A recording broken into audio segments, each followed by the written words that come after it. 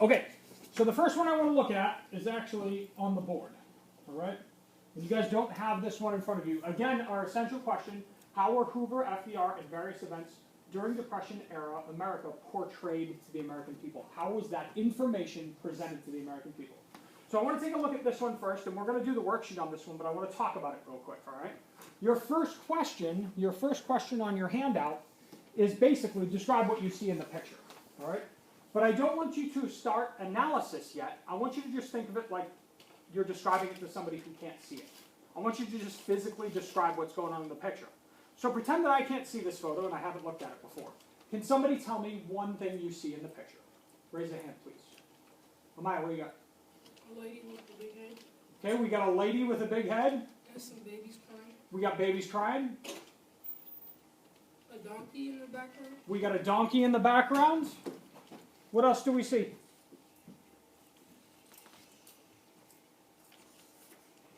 She looks kind of stressed. All right. Can anybody add to that, take away from it, or give me some more insight? Anybody want to say anything else? Okay, the jackass in the background. We mentioned the donkey. Please turn it off. Who's the person? How do you know it's Herbert Hoover? It looks like him. And it says H on his shirt. Okay, so now let's start making sure we look at the vocabulary too.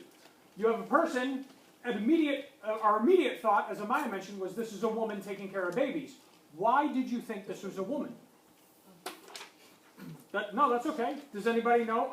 I thought it was a woman the first time I just kind of glanced at it. Because he's made to look like a woman. How? Well, he has a bun, first of all, on top of his head. All right. He's wearing an apron. He's wearing an apron. How did you know it was Herbert?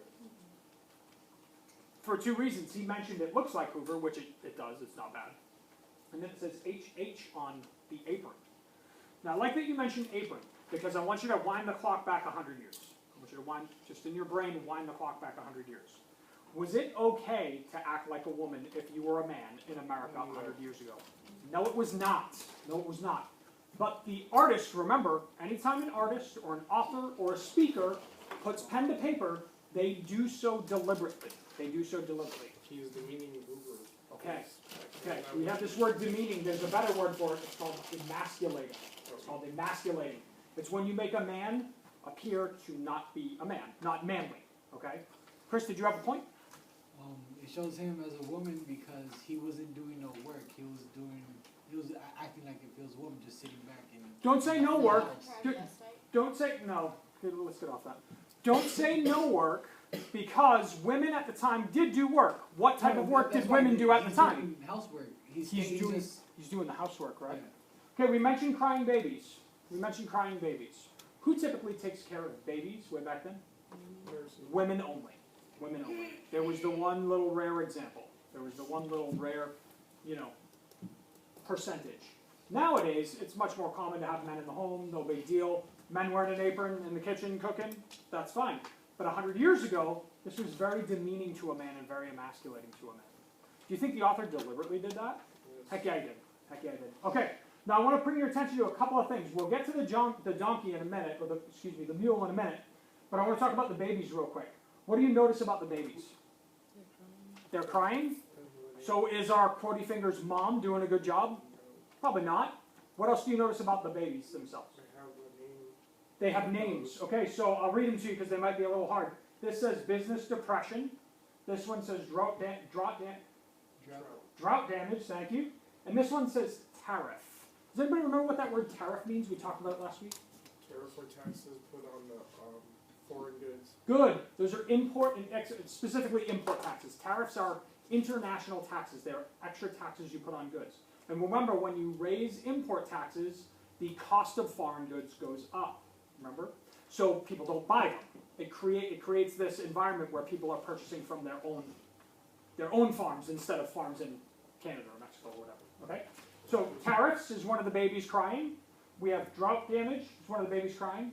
We have business depression. One of the businesses crying.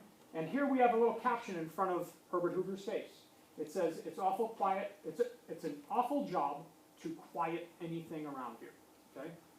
So we have Herbert Hoover dressed like a woman, trying to take care of babies, which is traditionally a woman's job. Okay?